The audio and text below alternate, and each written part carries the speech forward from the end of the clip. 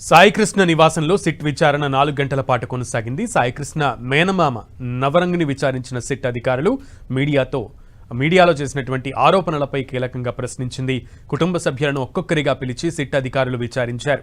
ఇవాళ ఉదయం సాయికృష్ణ తల్లి స్టేట్మెంట్ రికార్డ్ చేశారు. సిట్ విచారణతో తమకు న్యాయం జరుగుతుందని సాయికృష్ణ ఫ్యామిలీ ఆశాభావం వ్యక్తం చేసింది. సాయికృష్ణ మిస్సింగ్ కేసు కులాలకు, మతాలకు, రాజకీయాలకు ముడిపెట్టవద్దని కోరారు ఆయన మేనమామ నవరంగ్. సీఎం చంద్రబాబు, పవన్ కళ్యాణ్ తమకు న్యాయం చేస్తారని ఆశిస్తున్నట్లు చెప్పారు.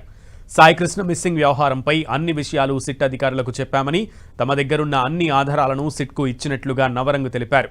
సాయికృష్ణ మిస్సింగ్ అంశంలో నిన్న పవన్ కళ్యాణ్ మాట్లాడారని, అయితే ఆయనకు ఎవరో తప్పుడు సమాచారం ఇచ్చి ఉంటారని నవరంగ్ చెప్పారు. సాయికృష్ణకు 24 ఏళ్లు ఉంటాయని, అతనికి ఆ రేప్ కేసుకు సంబంధం లేదని నవరంగ్ స్పష్టం చేశారు. ఇద్దరూ ప్రేమించుకున్నారని, అప్పుడు జరిగిన ఘటన తెలియకుండా పవన్ మాట్లాడి ఉంటారని చెప్పారు. తాము రాజకీయ నాయకులం కాదని సామాన్యులమన్నారు.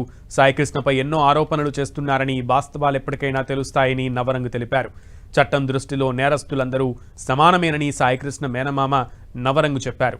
సిఐకి మద్దతుగా ర్యాలీలు ఎందుకు చేస్తున్నారని ఆయన ప్రశ్నించారు.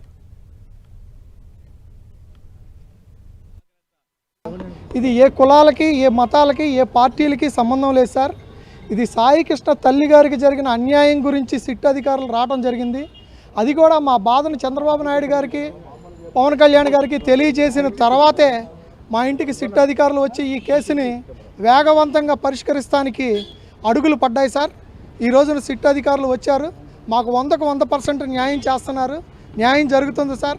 న్యాయదేవత కళ్ళు మూసుకోలేదు, కళ్ళు తెరుచుకుందనే విషయాన్ని రాష్ట్ర ప్రజలందరికీ చంద్రబాబు నాయుడు గారి ద్వారా, పవన్ కళ్యాణ్ గారి ద్వారా, మాకు సహాయం చేసిన ప్రతి ఒక్కరి ద్వారా తెలియజేసుకుంటూ సెలవు తీసుకుంటున్నాం సార్.